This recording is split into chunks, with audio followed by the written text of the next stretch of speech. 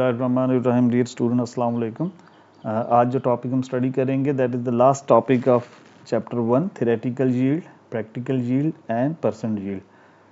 तो इसके बाद हम कुछ न्यूमेरिकल्स हैं इसी बुक के, इसी चैप्टर के जो एक्सरसाइज है चैप्टर 1 की, वो हम स्टडी करेंगे, उसको सॉल्व करेंगे आज कोशिश करके। तो स्टार्ट करते हैं। सबसे पहले वर्ड है यील्ड को समझते हैं कि यील्ड का मतलब क्या था। यील्ड का लफ्ज़ी माना होता है पैदावार, प्रोडक्शन के। कोई भी चीज़, कोई भी केमिकल रिएक्शन चल रहा है, कोई इंडस्ट्री चल रही है, कोई वहाँ पर एक केमिकल इंजीनियर है, वो अपने जो मालिक है, अपना सेठ है, उसको कहता है कि मुझे अगर आप रिएक्टेंट ए प्रोवाइड करते हैं और रिएक्टेंट बी प्रोवाइड करते हैं, अगर आप इन दोनों के मुझे 10-10 ग्राम्स प्रोवाइड करते हैं तो मैं आपको जो प्रोडक्ट सी है, जो बड़ी इंपॉर्टेंट प्रोडक्ट है, कोई भी केमिकल है, तो वो मैं आपको 20 ग्राम बना के दूंगा। मीन्स के अगर ये 10 ग्राम्स आप प्रोवाइड करते हैं तो जो आपको सी होगा, प्रोडक्ट सी है, वो भी 20 ग्राम में आपको बना के दूंगा। लेकिन जब प्रैक्टिकल देखते हैं तो वो 20 नहीं बनता। प्रैक्टिकल जब प्रैक्टिकल परफॉर्म किया जाता है तो वो 20 की बजाय 18 ग्राम्स बनता है। तो यहाँ पर थ्योरेटिकल यील्ड और प्रैक्टिकल यील्ड्स और परसेंट यील्ड का एक अमल दखल शुरू हो जाता है। तो हम थोड़ा सा इसको समझते हैं कि बेसिकली हैं क्या और किस तरह कैलकुलेट की जाती हैं। तो सबसे पहले तो हम थ्योरेटिकल यील्ड को देखते हैं। थ्योरेटिकल यील्ड का मतलब क्या होता है। थ्योरेटिकल, जैसे कि आपको इसके नाम से पता चल रहा है कि थ्योरेटिकल यानी कि थ्योरी, ये वो यील्ड है जो एक्चुअल नहीं होती, ये थ्योरी कोई ऐसी प्रोडिक्शन होती है जो थ्योरी पे बेस करती है। द अमाउंट, इसको डिफाइन हम यूँ कर सकते हैं, the amount of product predicted by the stoichiometric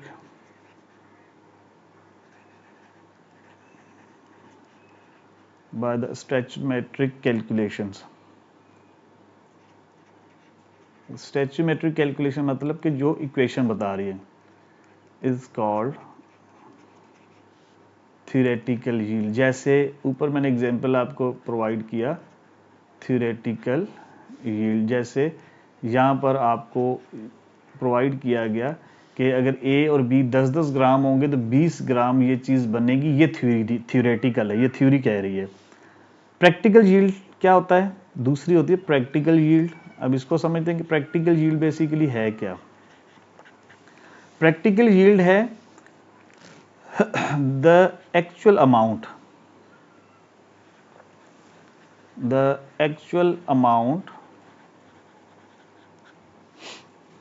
obtained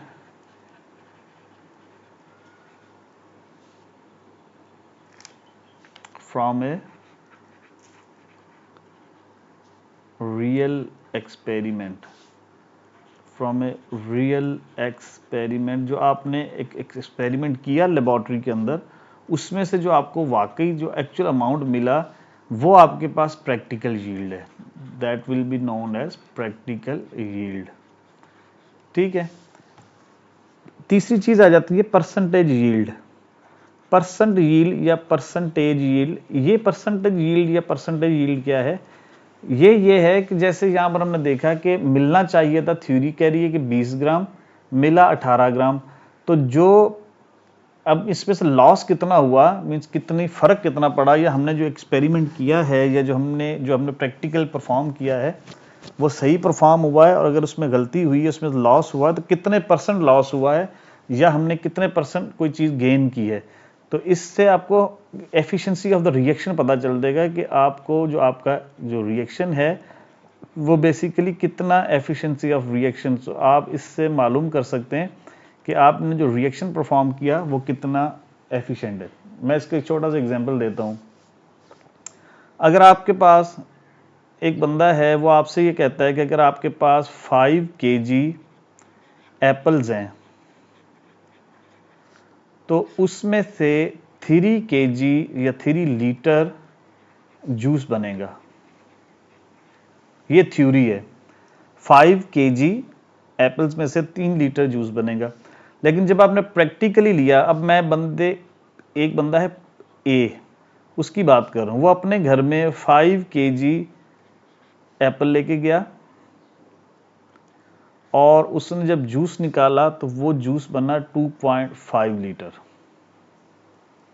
ठीक है, प्रैक्टिकली 2.5 लीटर मिला। अच्छा, एक बंदा बी है, वो भी 5 kg एप्पल लेके गया, उसी ठेले से, उसी दुकानदार से लेके गया, उसने अपने घर में जाके जब निकाला, जूस निकाला, तो उसका जूस बना 2 लीटर। अब इससे प्रैक्टिक परसेंट यील्ड से जो हमें पता चलता है, जो हमने कैलकुलेट करने का जो फ़ायदा होता है, वो ये होता है, किसी भी इंडस्ट्री में जो सेठ होता है, जो बड़ा जो ठेकेदार होता है, वो ये देखता है कि इनमें से ए ने प्रैक्टिकल ज़्यादा अच्छा परफॉर्म किया या बी ने ज़्यादा अच्छे तरीके से परफॉर्म किया। ये तो उसको पता है कि दोनों सूरतों में 3 लीटर जो इक्वेशन कह रही है, जो इक्वेशन बता रही है कि 5 लीटर में से 3 लीटर बनता है, ये तो अंडरस्टूड है केमिस्ट्री के पॉइंट ऑफ व्यू से कि 5 में से जो थ्योरी कह रही थी वो नहीं बनता, लॉस तो ज़रूर होना है। ए ने लॉस किया है 0.5 लीटर और इसने लॉस किया है 1 लीटर, यानी कि इसके मुताबिक 3 लीटर बनना चाहिए था लेकिन 2.5 बना और इसने बनाया 2 लीटर। तो इन दोनों केमिकल इंजीनियर्स में से ज़्यादा एफिशिएंट, ज़्यादा काबिल भरोसा या ज़्यादा एफिशिएंट इंजीनियर कौन सा है उस इंडस्ट्री के लिए, यानी ए होगा। डेफिनेटली आपको समझ में आ गया होगा मैं क्या समझाना चाह रहा हूँ, कि इस सेंस में ए की जो हैंडलिंग थी, प्रैक्टिकल परफॉर्म करने की जो सलाहियत थी, वो ज़्यादा एफिशिएंट थी एज़ कम्पेयर टू इसके। तो एक तो आपको ये समझ में आ जाता है कि परसेंटेज यील्ड से आपको, या इन थियोरेटिकल यील्ड और प्रैक्टिकल यील्ड और परसेंटेज यील्ड से फ़र्क आप पढ़ने की एप्लीकेशन क्या है, कि इससे हमें एफिशिएंसी पता चल जाती है कि हम जो प्रैक्टिकल परफॉर्म कर रहे हैं, चाहे वो अपनी लैब में परफॉर्म कर रहे हो या किसी बड़ी इंडस्ट्री में परफॉर्म कर रहे हैं, तो हम कितने % एफिशिएंट हैं या हम कितनी उसके ऊपर ग्रिप रखते हैं। परसेंटेज यील्ड से ही सारी चीज़ें मालूम हो जाती हैं। अब परसेंटेज यील्ड का फार्मूला क्या है, इसको कैसे निकाला जाता है? परसेंटेज यील्ड को निकालने का फार्मूला होता है कि प्रैक्टिकल यील्ड, जो आपने अमाउंट हासिल किया है जो प्रैक्टिकली, वो कितना है, और थ्योरी कितना बता रही थी, थ्योरेटिकल यील्ड जो थ्योरी बता रही थी वो कितना है, और मल्टीप्लाई कर दें इसको 100 से, तो आपको परसेंटेज यील्ड मालूम हो जाती है। अब हम रिएक्टेंट ए जो था इसका पहले मालूम करते हैं कि ये ए में इसकी ए की जो यील्ड आई है, प्रैक्टिकल यील्ड जिसने प्रैक्टिकली परफॉर्म किया, वो आई है 2.5, और इसकी जो थ्योरेटिकल यील्ड थी, जो थ्योरी बता रही है, वो इक्वेशन जो बता रही थी, वो है कि 5 kg में से 3 लीटर बनना चाहिए, तो इसकी थ्योरेटिकल यील्ड है 3, ठीक है, और मल्टीप्लाई आप इसको कर दें 100 से, तो ये आपको क्या चीज़ मिल जाएगी, इसकी एफिशिएंसी मिल जाएगी कि इसने कितना अच्छा परफॉर्म किया या इसका जो रिएक्शन है वो कितना एफिशिएंट था। तो ये 2.5 को डिवाइड करें आप 3 से और मल्टीप्लाई करें 100 से, तो ये आपके पास जो परसेंटेज यील्ड आ जाएगी, ये आ जाएगी 83.3%, ठीक है। अब इसी को हम बी जो सेकंड बंदा था, जो बी था, हम बी को कैलकुलेट करते हैं कि बी क्या परफॉर्म कर रहा है। तो बी ने परफॉर्म किया, इसने परफॉर्म किया है, इसने जो प्रैक्टिकल परफॉर्म किया उसमें 2 लीटर इसने गेन किया, तो 2 litre divided by theoretical yield कह रही कि 3 लीटर हासिल होना चाहिए, लेकिन इसने 2 लीटर हासिल किया है, मल्टीप्लाई बाय 100 कर दें, तो आप देखेंगे कि 2 डिवाइडेड बाय 3 मल्टीप्लाई बाय 100, तो ये 66.6% इसने गेन किया। अब इसमें से आप दोनों इंजीनियर्स की रिपोर्ट जब आप किसी ऑनर के पास लेके जाएंगे, तो वो अंडरस्टूड, वो समझ जाएगा कि इसने जो प्रैक्टिकल परफॉर्म किया है, या इसने इसकी शिफ्ट में जो एज ए शिफ्ट इंजीनियर जिसने परफॉर्म किया, वो ज़्यादा एफिशिएंट है, इसने ज़्यादा प्रोडक्शन बना के दी मुझे, जबकि बी ने कम प्रोडक्शन बना के दी। तो ये बेसिक इनकी एप्लीकेशन होती है प्रैक्टिकल यील्ड की, थ्योरेटिकल यील्ड की एंड परसेंटेज यील्ड की। उम्मीद करता हूँ आपको ये समझ में आ गया होगा। अब हम मूव करते हैं आगे न्यूमेरिकल्स की तरफ, ठीक है, कि इसी चैप्टर के जो कुछ न्यूमेरिकल्स हैं तो वो हम सॉल्व करते हैं कि वो किस तरह सॉल्व करने। Now come to the next numericals.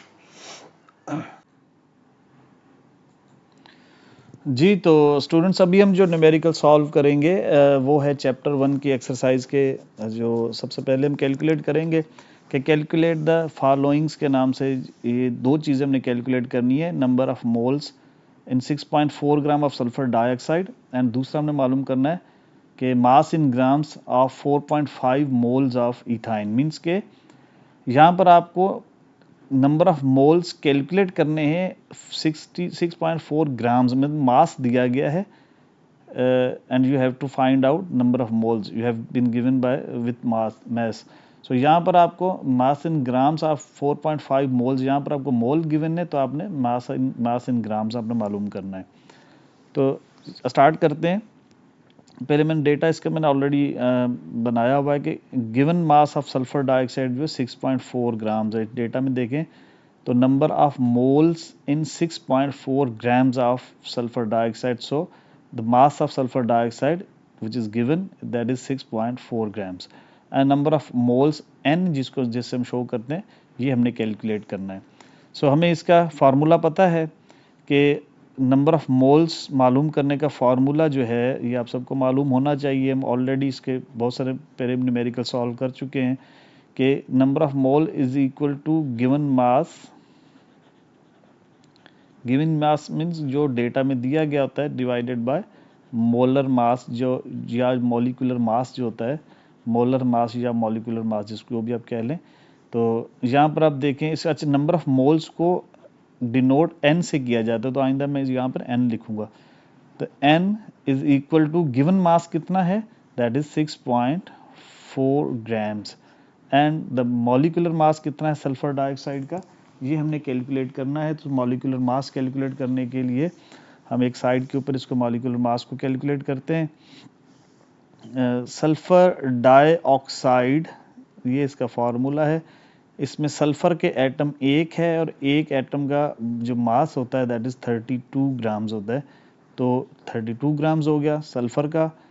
Oxygen के एटम्स दो हैं, एक का मास 16 होता है तो दो का मास 32 हो जाएगा। तो ये आपके पास टोटल 64 ग्राम्स मास आ गया। मींस के जो आपके पास मास है 6.4 गिवन था और जो इसका मॉलिक्यूलर मास एक्चुअल है दैट इज 64। तो जो आपका इसका जो जब आप 6.4 को इससे डिवाइड करेंगे तो योर आंसर विल बी 0.1 मोल। तो यहाँ पर हमने यहाँ पर इसका आंसर कैलकुलेट कर लिया कि नंबर ऑफ मोल्स 6.4 ग्राम्स में आप सल्फर डाइऑक्साइड में नंबर ऑफ मोल्स कितने होंगे, 0.1 मोल। Now let's come to the second answer, second question. Mass in grams of 4.5 moles, 4.5 moles दिए हुए इथाइन के, इथाइन C2H4, C2H2 इसका फार्मूला होता है। इसके मास इन ग्राम्स निकालना मीन्स मोल गिवन है, मास निकालना है। यहाँ पर मास गिवन था, मोल निकालने थे। तो इसको थोड़ा सा हम समझते हैं। सेम फार्मूला, उसी फार्मूले को अगर हम कॉपी करते हैं इधर के number of moles is equal to given mass जो कि इक्वेशन में दिया गया होता है, एंड या गिवन मास भी कह सकते हैं या कैलकुलेट जो आपने अमाउंट करना है वो भी किया जा सकता है, एंड डिवाइडेड बाय मोलर मास। तो इसको मोलर मास से आप कर लेंगे। अब यहाँ पर आप डेटा में देखें तो नंबर ऑफ मोल्स आपको गिवन है, मीन्स नंबर ऑफ मोल दिए हुए, मीन्स के यहाँ पर आपको ये चीज़ जो है ये गिवन है और मोलर मास आपने खुद कैलकुलेट कर लेना है। मीन्स कि ये आपने खुद मालूम कर लेना है। आपको फार्मूला बता दिया कि फार्मूला जो इसका है C2H2 है, तो आप इसका खुद ही मॉलिक्यूलर मास मालूम कर सकते हैं। कैसे मालूम किया जाएगा, यहाँ पर देखते हैं कि C2H2 एक कार्बन के यहाँ पर दो एटम्स हैं, एक कार्बन का वेट 12 होता है तो दो का 24 हो गया। हाइड्रोजन का यहाँ पर दो एटम है, एक का वज़न 1 होता है तो दो का वज़न 2 हो गया। तो टोटल इसमें जो वेट बन जाएगा दैट इज़ 26 ग्राम्स। तो अब इक्वेशन को हम यहाँ पर इस फॉर्मूले को रीअरेंज करेंगे, क्योंकि हमने कैलकुलेट जो करना है वो ये करना है, ये दोनों चीज़ें हमें गिवन है। तो ये यहाँ पर डिवाइड हो रहा है और जब रीअरेंज करेंगे इक्वेशन को, रीअरेंज द फार्मूला, तो ये दूसरी साइड पे जाके रीअरेंज द फार्मूला, तो ये this term will multiply on this side.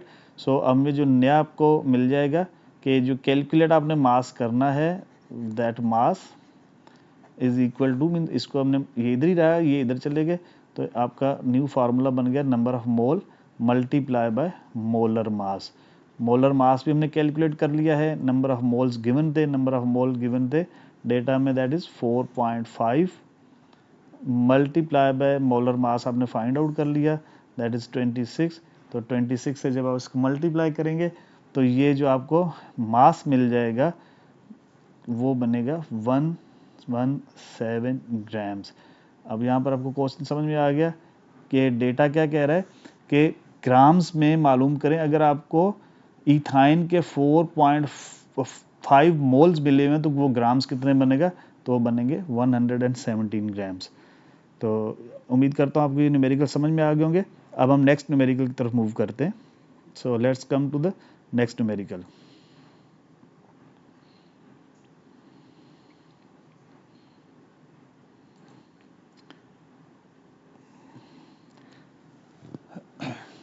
जी, जो तीसरा न्यूमेरिकल जो है इसमें क्या चीज़ मालूम करनी है कि volume in centimetre cube of 38.4 cubic 38.4 grams of oxygen at standard temperature pressure STP के ऊपर अगर मिले हुए तो उसमें जो वॉल्यूम आपने फाइंड करना है।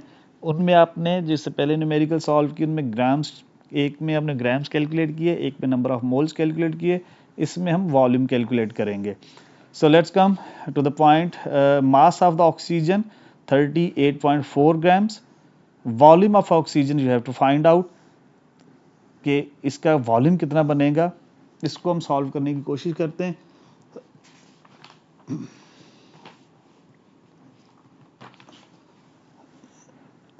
तो इसके लिए 38 इसका पहले सबसे पहले तो फार्मूला लिख लेते हैं कि इसका फार्मूला क्या होना चाहिए या क्या होता है। ठीक है, तो इसका फार्मूला जो होगा जिससे हम कैलकुलेट करेंगे, हमने कैलकुलेट करना है basically volume. So volume calculate करने का फार्मूला है वॉल्यूम ऑफ द सब्सटेंस जो आपने कैलकुलेट करना है। गिवन वॉल्यूम जो आपको दिया गया है वॉल्यूम, ये फार्मूला होता है बेसिकली गिवन वॉल्यूम, और डिवाइड कर दिया जाता है मोलर वॉल्यूम से। एक मोल का जो वॉल्यूम है, मोलर मास से, सॉरी मोलर मास से और मल्टीप्लाई कर दिया जाता है मोलर वॉल्यूम से। ये एक जनरल फार्मूला। इसमें से हम इसको रीअरेंज करेंगे कि वॉल्यूम मालूम करने के लिए आपको क्या फार्मूला होगा, गिवन, ये भी सॉरी गिवन मास, वॉल्यूम नहीं होगा, गिवन मास होगा। So given mass divided by molar मास। अच्छा, इसको अगर आप गौर से देखें तो ये given mass divided by molar मास, तो ये number of mole he calculate हो रहे हैं। सो नंबर ऑफ मोल जितने भी कैलकुलेट हो जाएंगे, जब नंबर ऑफ मोल आप कैलकुलेट कर लेंगे तो उसको मोलर वॉल्यूम के साथ आप मल्टीप्लाई कर देंगे। मोलर वॉल्यूम कितना होता है, सॉरी ये this is molar volume. Molar volume कितना होता है, मोलर वॉल्यूम आपने मोलर वॉल्यूम के टॉपिक में पढ़ा था कि मोलर वॉल्यूम, मैं यहाँ लिख देता हूँ कि मोलर वॉल्यूम जो होता है स्टैंडर्ड टेम्परेचर प्रेशर के ऊपर एट STP, जब टेम्परेचर और प्रेशर की कंडीशन स्टैंडर्ड हो तो वो होता है 22.4 dm³। ठीक है, तो ये आपको पता होना चाहिए कि मोलर वॉल्यूम हमेशा ये कांस्टेंट वैल्यू इतना ही होता है अगर टेम्परेचर और प्रेशर STP है, स्टैंडर्ड टेम्परेचर प्रेशर है। तो यहाँ पर हमने फार्मूला ये फाइंड आउट कर लिया। अब हमें गिवन जो मास दिया गया है, mass of oxygen that is 38.4, mass of oxygen O2 का मास कितना होता है, O2 का एक ऑक्सीजन का मास होता है 16, तो यहाँ पर 2 ऑक्सीजन के हैं तो 2 का मास हो जाएगा 32, ये तो आपको पता होना चाहिए।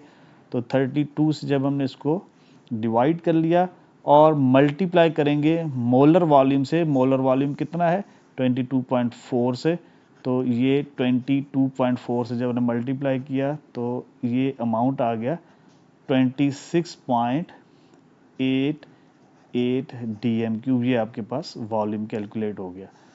ठीक है, लेकिन अगर हम डेटा को दोबारा ऊपर क्वेश्चन को देखें तो क्वेश्चन ये कह रहा है कि volume in centimetre cube, volume किस चीज़ में कैलकुलेट करें, सेंटीमीटर क्यूब में मालूम करना है। हमने जो मालूम किया है दैट इज 20, हमने जो मालूम किया है वो बेसिकली उसमें है, यहाँ पर देखें ये सेंटीमीटर क्यूब में करना है और जो हमने किया है वो डीएम क्यूब में है। तो अब इन डीएम क्यूब को चेंज करने का क्या फार्मूला है कि जो भी वॉल्यूम मिला हुआ है 26.88, इसको 1000 से जब आप मल्टीप्लाई कर देंगे तो ये आपको वॉल्यूम इन सेंटीमीटर आ जाएगा। वॉल्यूम इन सेंटीमीटर क्यूब में आपको मिल जाएगा और ये अमाउंट बनेगा तकरीबन जाके 26,880 cm क्यूब, ये मिलीलीटर्स में आ गया।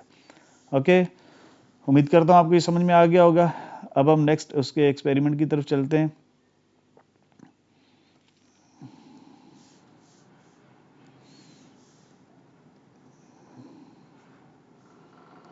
नेक्स्ट एक्सपेरिमेंट जो है वो है कि number of molecules in 126 grams of number of इसमें, ठीक है, कि 126 ग्राम 126 ग्राम्स हमें पानी के वाटर के मॉलिक्यूल्स हैं, ग्राम्स हैं। तो इसमें मॉलिक्यूल्स फाइंड आउट करें, नंबर ऑफ मॉलिक्यूल आपने फाइंड आउट करने। सो इसको कैलकुलेट करते हैं कि किस तरह मालूम किया जाएगा। डेटा बनाया हुआ कि मास ऑफ H2 जो में मिला है 126 ग्राम, नंबर ऑफ मॉलिक्यूल्स मालूम करने। Again the formula is the same, उसी को रीअरेंज किया जाएगा, उसी फार्मूला को, बल्कि नंबर ऑफ मॉलिक्यूल के मैं फार्मूला आपको इधर लिख के देता हूँ। Number of, basically number of particles का फार्मूला होता है इसको, चाहे वो फिर आप मॉलिक्यूल्स कहें या नंबर ऑफ एटम्स कहें या नंबर ऑफ आयंस कहें। तो जनरली मैंने वर्ड लिख दिया पार्टिकल्स। पार्टिकल में बी मॉलिक्यूल, पार्टिकल में बी एटम्स, पार्टिकल में बी आयंस, कोई भी आप इसमें पार्टिकल्स लिख दो। जनरली जो फार्मूला बनेगा नंबर ऑफ पार्टिकल्स, इसका जो फार्मूला है दैट इज गिवन मास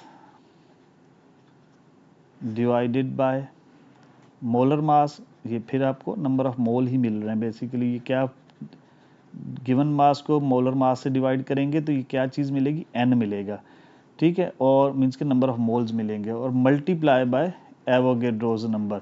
तो अमाउंट नंबर ऑफ पार्टिकल्स का फार्मूला आप डायरेक्ट ऐसे भी लिख सकते हैं कि n multiply by N A, यानी कि एवोगैड्रोस नंबर।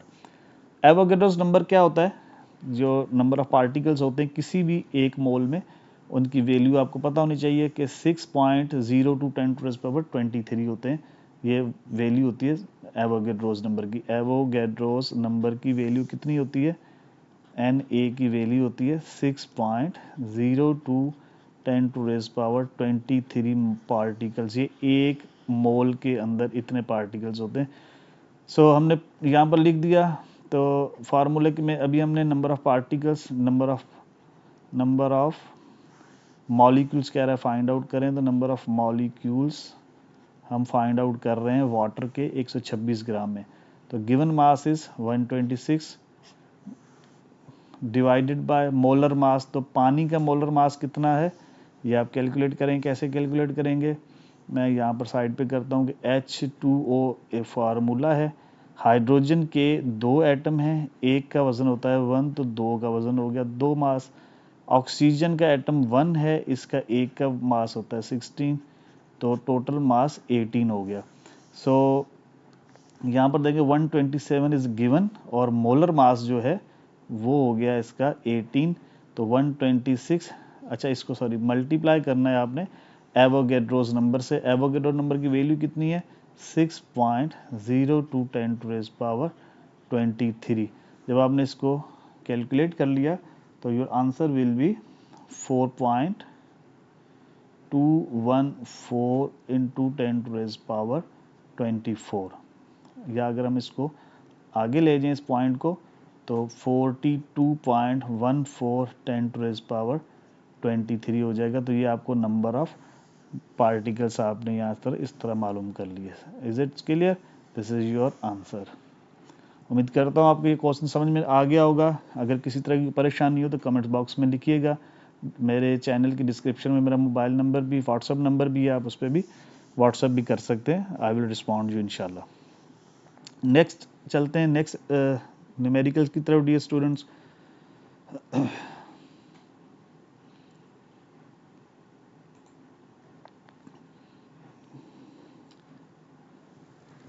जी, ये न्यूमेरिकल है।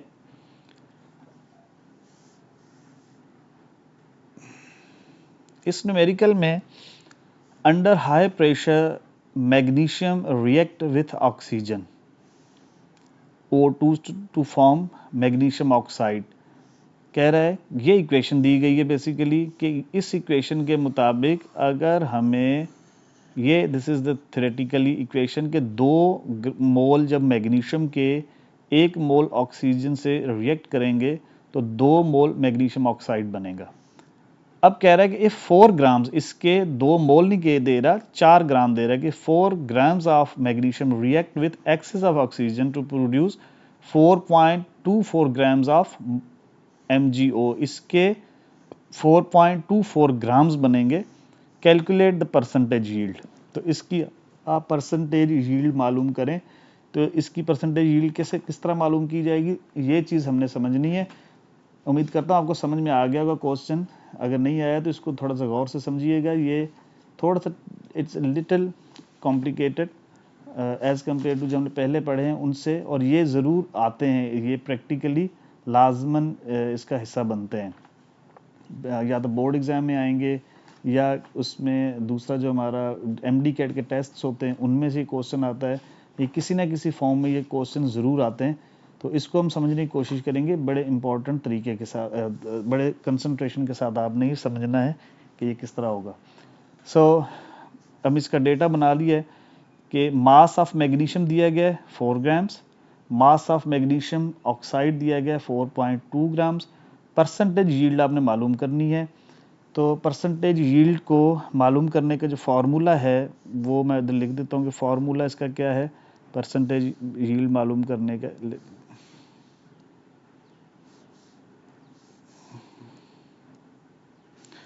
फार्मूला इसका है परसेंटेज यील्ड मालूम करने का कि परसेंटेज यील्ड, इसको मैं शॉर्ट फॉर्म में लिख रहा हूँ, परसेंटेज यील्ड का बन जाएगा प्रैक्टिकल यील्ड, जो प्रैक्टिकली आपको हासिल हो रहा है, डिवाइडेड बाय थ्योरेटिकल यील्ड, जो थ्योरी कह रही है कि कितना होना चाहिए, थ्योरेटिकल यील्ड से डिवाइड करेंगे और मल्टीप्लाई कर देंगे 100 से, तो आपको चीज़ मिल जाएगी। ठीक है, अब यहाँ पर हम इसको सॉल्व करने को सॉल्व करते हैं।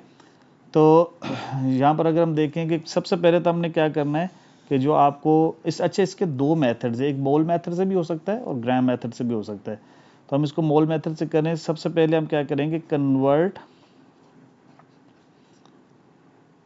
जो ग्राम्स आपको मिले हुए grams of magnesium into moles, तो इनको मोल्स में कन्वर्ट कर लें। उसका फार्मूला आपको पता है कि नंबर ऑफ मोल का फार्मूला क्या है, given mass and divided by molar मास। तो आपका ये कन्वर्ट हो जाएगा उसमें। तो इसके मैग्नीशियम के गिवन मास कितना है 4 ग्राम्स, और इसका जो मोलर मास है वो कितना है, दैट इज़ मैग्नीशियम का होता है 24। तो 24 से जब आप इसको डिवाइड कर देंगे तो इट्स आंसर विल बी 0.167 मोल। ये आपने मोल में कन्वर्ट कर लिया। किसको कन्वर्ट कर लिया है, मैग्नीशियम को।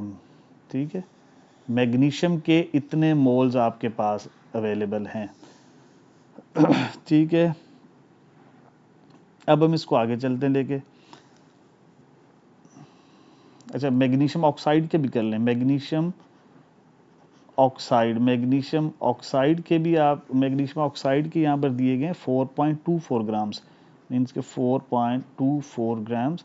और मैग्नीशियम ऑक्साइड का मोलर मास कितना है ये हम यहाँ पर कैलकुलेट कर लेते हैं। Molar mass of magnesium chloride में यहाँ पर कैलकुलेट कर लेता हूँ कि MgO का मॉलिक्यूलर मास कितना होगा। एक मैग्नीशियम का वज़न होता है 24,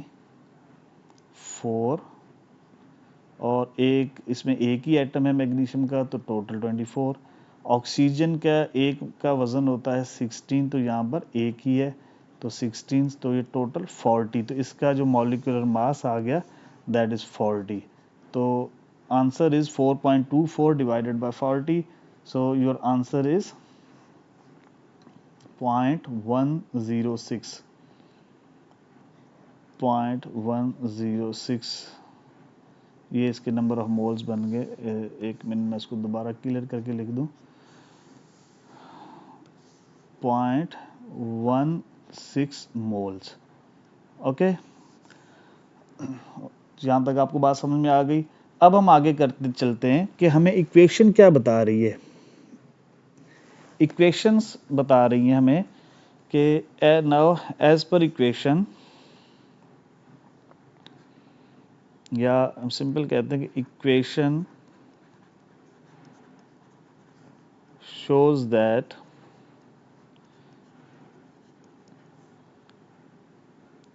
इक्वेशन क्या बता रही है, ये बता रही है कि दो मैग्नीशियम के तो दो ही मैग्नीशियम ऑक्साइड के बनेंगे। So equation shows that 2 moles of Mg will produce is produce 2 mole of MgO। ठीक है, मीन्स के आपको ये बात समझ में आ गई कि इक्वेशन क्या बता रही है कि 2 मोल अगर मैग्नीशियम के हैं तो मैग्नीशियम ऑक्साइड के भी कितने मोल बनते हैं, 2 मोल। ये इक्वेशन बता रही 2Mg 2MgO। अब हमें यहाँ पर जो हमें अमाउंट मिला है वो बेसिकली कितना मिला है, यहाँ पर हम डेटा में देखें तो हमें मिला है, जो हमने कैलकुलेट किया है यहाँ पर, सॉरी ये वाला, कि हमने Mg जो है हमारे पास मैग्नीशियम, ये मैग्नीशियम के 0.167 मोल हैं। अगर इसके 2 मोल इसके 2 बना रहे हैं तो इसके 0.167 मोल कितने बनाएंगे, 0.167 मोल ही MgO के बनाएंगे। ये मैग्नीशियम के अकॉर्डिंग टू इक्वेशन मैग्नीशियम के 2 मोल इसके 2 मोल बनाते हैं। तो हमने जो कैलकुलेट किया है मैग्नीशियम का अमाउंट वो था 0.167, तो इसके बनाने कितने चाहिए, 0.167। लेकिन मैग्नीशियम ऑक्साइड बना कितना है, 4.24 ग्राम्स। जब उसको कन्वर्ट किया गया तो 0.167 की बजाय उसका जो अमाउंट बना है वो 0.106 बना है। ये है, दिस इज एक्चुअली 0.106 है, ये अमाउंट 0.106 है। तो अब हम यहाँ पर अब इसका हम प्रैक्टिकली यील्ड्स देखते हैं। अब सिंपल आपका क्वेश्चन हल सॉल्व हो गया, इजी हो गया। इसके अब हम प्रैक्टिकल यील्ड्स मालूम करेंगे। प्रैक्टिकल यील्ड का फार्मूला आपको पता है, परसेंटेज यील्ड का, सॉरी, कि परसेंटेज यील्ड का फार्मूला क्या था,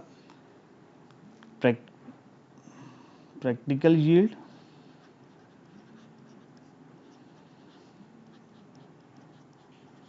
divided by theoretical yield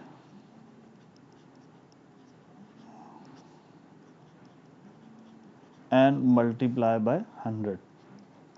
सो अब आप कैलकुलेट करें कि प्रैक्टिकली जो आपको मिला है, जो आपको परसेंटेज यील्ड हम निकाल रहे हैं मैग्नीशियम ऑक्साइड की, तो मैग्नीशियम ऑक्साइड जो आपको प्रैक्टिकली ऑब्टेन हुआ है वो ये हुआ है 0.106।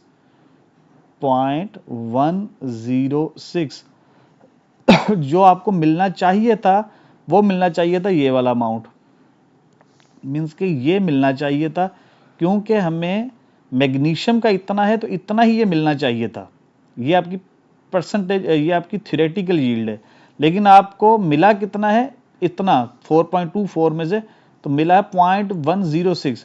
तो ये आपकी 0.106 आपकी प्रैक्टिकल होगी, जो आपको ऑब्टेन हुआ है। मिलना था आपको 0.167 तो इसको 0.167 जो आपका थ्योरेटिकल यील्ड थी, सॉरी, इसको मल्टीप्लाई कर दें 100 से, तो ये आपके पास जो अमाउंट आ जाएगा वो आपके पास परसेंटेज यील्ड आ जाएगी, और ये है 63.47%। ठीक है, ये आपके पास इसके परसेंटेज यील्ड आ गई 63.47। उम्मीद करता हूँ ये समझ में आ गया होगा। अगर कोई इशू हो तो नेक्स्ट उस क्वेश्चन में हम उससे क्वेश्चन कर सकते हैं, पूछ सकते हैं, तो आई विल रिस्पॉन्ड यू इंशाल्लाह। जी, अगला न्यूमेरिकल, तो again a very simple numerical, कह रहा है कि calculate the number of moles and molecules, दोनों चीज़ें मालूम करें, नंबर ऑफ मोल्स भी मालूम करें और नंबर ऑफ मॉलिक्यूल्स भी मालूम करें। किस में से? इसमें से और इसमें से। तो आज हम सॉल्व करते हैं। किसका मालूम करना है? पहला कह रहा है 38 ग्राम्स ऑफ कार्बन डाइसल्फाइड के, कार्बन डाइऑक्साइड के 38 ग्राम्स हैं। तो उसमें से आप नंबर ऑफ मोल मालूम करें और फिर मॉलिक्यूल्स भी मालूम करें। तो mass is 38 gram, number of moles find करने हैं, नंबर ऑफ मॉलिक्यूल्स भी फाइंड करने हैं। तो पहले तो मॉलिक्यूल CS2 जो है इसका मॉलिक्यूलर मास निकाल लेते हैं। तो CS2 का मॉलिक्यूलर मास बन जाएगा, कार्बन के एक एटम है तो एक एटम का वज़न होता है कार्बन का 12, तो ये 12 हो जाएगा। सल्फ़र का 2 एटम है, एक का वेट है 32, तो ये हो जाएगा तकरीबन 64, तो ये हमारे पास 76 इसका मास आ जाएगा। अब हमारे पास फार्मूला मौजूद है। सबसे पहले नंबर ऑफ मोल मालूम करने, तो नंबर ऑफ मोल का फार्मूला है given mass divided by molar मास। ठीक है, गिवन मास भी मौजूद है 38 ग्राम्स, तो अप्लाई कर दें 38 grams divided by molar mass आ गया है 76 ग्राम। तो ये जो हमारा इसका आंसर जो आ जाएगा, ठीक है, वो हम कैलकुलेट करते हैं। Let's me calculate this. 38 divided by 76, तो ये नंबर ऑफ जो मोल हैं 0.5 मोल्स आपके यहाँ पर आ गए, 0.5 मोल्स। ठीक है, अब है ये तो हमने सॉल्व कर लिया नंबर ऑफ मोल। अब है number of molecules. Number of molecule find करने का जो फार्मूला था नंबर ऑफ मॉलिक्यूल्स का, वो सिंपल है कि नंबर ऑफ मोल जो आपने कैलकुलेट कर लिए हैं उनको मल्टीप्लाई कर दें। किसके साथ मल्टीप्लाई करेंगे? एवोगैड्रोस नंबर के साथ। ये डायरेक्ट भी यहाँ पर किया जा सकता है, मतलब अगर given mass divided by molecular mass multiply by Na कर देते तो हमें डायरेक्ट नंबर ऑफ मॉलिक्यूल्स भी मिल जाते। लेकिन हमने पहले क्योंकि हम नंबर ऑफ मोल्स निकालने थे वो हमने निकाले, अब हम सेकंड स्टेप में नंबर ऑफ मॉलिक्यूल्स निकालते हैं। तो नंबर ऑफ मोल्स निकले हैं 0.5। अब इनका एवोगैड्रोस नंबर से मल्टीप्लाई करते हैं, तो एवोगैड्रोस नंबर होता है 6.02 10⁻23। तो इससे जब हम मल्टीप्लाई कर लिया तो हमारा जो आंसर आएगा वो हम यहाँ पर लिख देंगे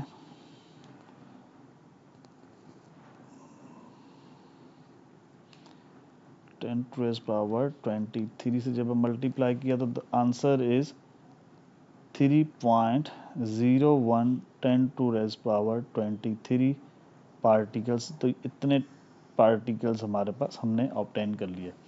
इसी तरह सेम एक्सपेरिमेंट आप इसका भी करेंगे कि जो नेक्स्ट जो हमारे पास है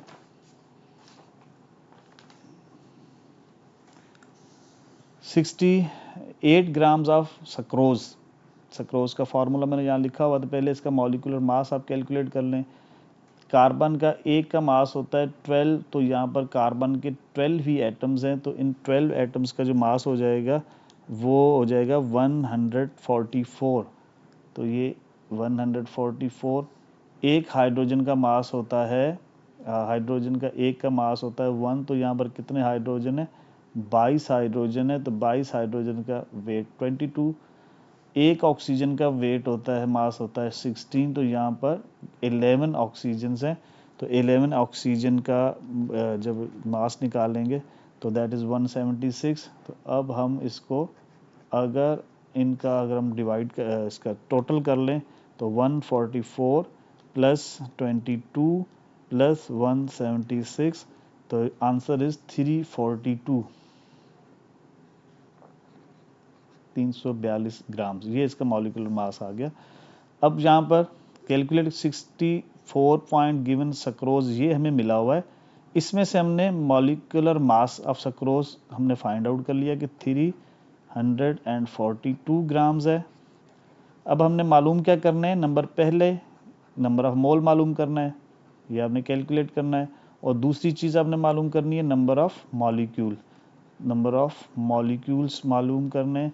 ये दोनों चीज़ें आपने फाइंड आउट करनी है। तो सेम फार्मूला इसकी तरफ लगेगा कि गिवन मास हमारे पास कितना है 68.4 डिवाइडेड बाय मॉलिक्यूलर मास कितना है 342, तो जो आंसर आएगा 68.4 डिवाइडेड बाय 342, तो योर आंसर इज 0.2 मोल, 0.2 मोल। तो ये हमने इसके number of moles find out कर लिए। Is it clear? अब हमने एक दूसरी चीज़ भी मालूम करनी है, वो है नंबर ऑफ मॉलिक्यूल्स। तो नंबर ऑफ मॉलिक्यूल्स का फार्मूला क्या है, यहाँ पर लगा हुआ है, this is number of molecules formula. कि नंबर ऑफ मॉलिक्यूल्स